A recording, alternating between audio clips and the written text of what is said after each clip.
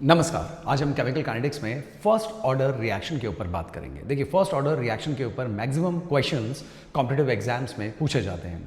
First order reaction chemical kinetics chapter का सबसे बड़ा सेक्शन है जिसको बहुत डिटेल में पढ़ना ज़रूरी है। हम भी कई सारे वीडियोज़ में फर्स्ट ऑर्डर रिएक्शंस को कवर करने की कोशिश करेंगे, जिसके अंदर हम फर्स्ट ऑर्डर के कई सारे ग्राफ्स, कई सारे फॉर्मूला, कई सारे relations, radioactivity, pseudo first order reaction, effect of pressure, ऐसे कई सारे टॉपिक्स को कवर करने की कोशिश करेंगे न्यूमेरिकल्स के साथ। तो सबसे पहले आज के लेक्चर में हम इसका एक बेसिक कंसेप्ट समझने की कोशिश करते हैं। देखिए, शुरू करते हैं। मान लीजिए हम हेडिंग डाल देते हैं फर्स्ट ऑर्डर रिएक्शन। इसको रिप्रेजेंट करना चाहें तो हम ये देखते हैं कि कोई रिएक्टेंट है जो कि प्रोडक्ट में कन्वर्ट हो रहा है।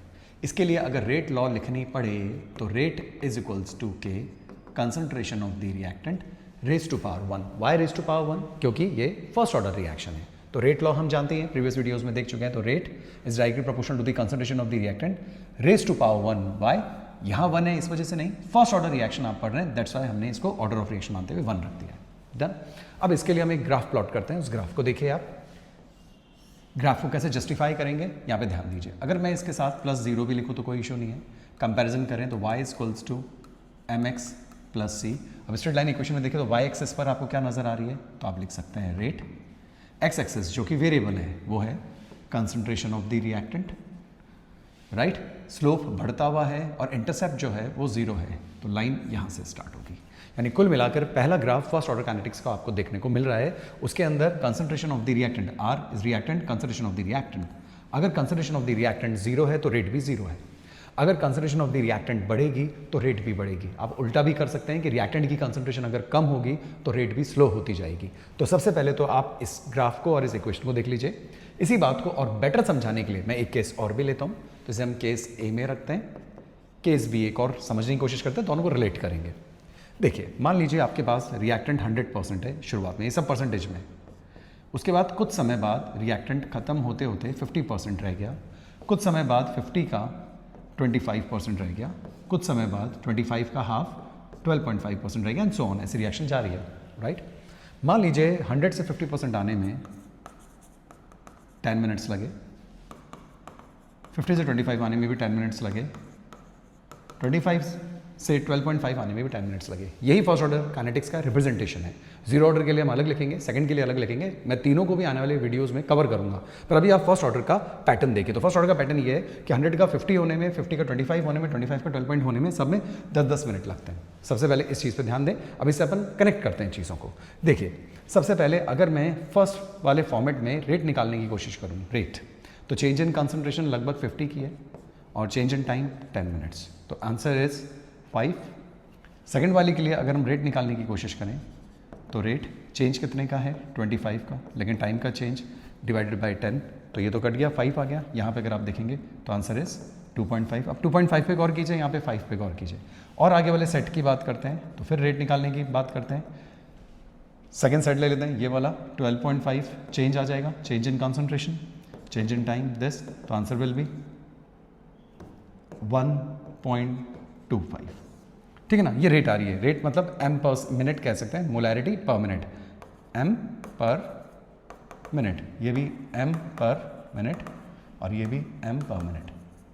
इसको पैटर्न को देखने से आपको समझ में आता है कि समय के साथ जैसे जैसे समय बीत रहा है वैसे वैसे रेट जो है वो स्लो होती जा रही है, कम होती जा रही है, धीरे होती जा रही है। देखिए, 5 से 2.5 हो गई, 2.5 से 0.125 m पर मिनट हो गई। इसका मतलब है समय के साथ साथ अगर जैसे जैसे रिएक्टेंट की कंसंट्रेशन कम होगी, आप ऐसे देख लीजिए, वैसे वैसे रेट भी कम होती चली जाएगी।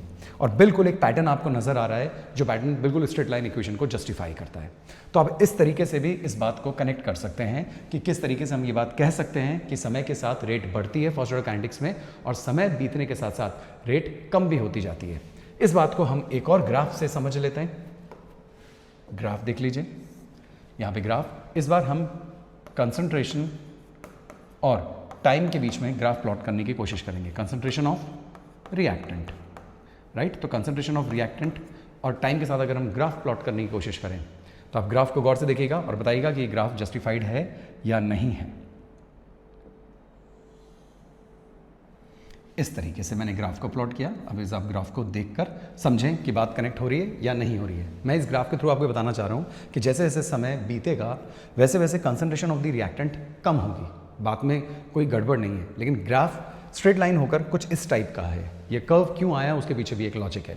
देखिए, समय जैसे जैसे बीत रहा है, टाइम जैसे जैसे आगे जा रहा है, वैसे आप नोटिस कीजिए 100 से 50 का चेंज लाने में 10 मिनट लग रहे थे, 50 से 25 का चेंज यानी 25 का चेंज लाने में भी 10 मिनट, यानी कि कंसंट्रेशन में चेंज कम होता जा रहा है लेकिन समय उतना ही लग रहा है। इसी वजह से रेट जो है वो घटती जा रही है। मैं रिपीट करता हूँ, यहाँ से यहाँ 50 का चेंज लाने में 10 मिनट, यहाँ पे 25 का चेंज लाने में 10 मिनट, यहाँ पे 12.5 का चेंज लाने में भी 10 मिनट लग रहे हैं। तो समय, ये कहा जा सकता है कि समय के साथ जो चेंज इन कंसंट्रेशन आ रही है वो धीरे धीरे कम होती जा रही है, यानी कि समय ज़्यादा लग रहा है और कंसंट्रेशन में जो चेंज आ रहा है वो उतना नहीं आ रहा जितना आना चाहिए।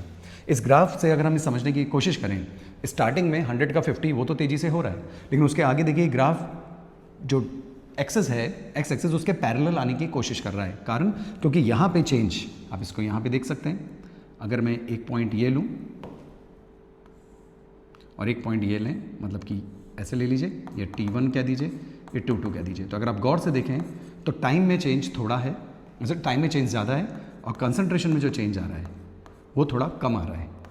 Is it okay? तो चेंज इन कंसंट्रेशन और चेंज इन टाइम में देखें तो टाइम में चेंज ज़्यादा आ रहा है और कंसंट्रेशन में चेंज कम आ रहा है। इसका मतलब जैसे जैसे आप आगे जाएंगे वैसे वैसे समय ज़्यादा लगेगा कंसंट्रेशन में चेंज लाने के लिए। और इस बात को आप यहाँ ग्राफ से भी समझ पा रहे होंगे कि 50 का चेंज लाने में भी 10 मिनट लग रहे हैं, 50 का 25 लाने में भी 10 मिनट लग रहे हैं, मतलब कंसंट्रेशन चेंज तो थोड़ा आ रहा है, समय ज़्यादा लग रहा है। इसका मतलब ज़्यादा समय के साथ कंसंट्रेशन में चेंज थोड़ा आएगा।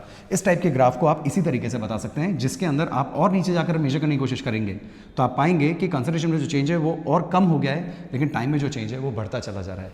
दैट्स वाई ये ग्राफ भी बहुत इंपॉर्टेंट ग्राफ है and this graph is plotted between concentration of the reactant and time.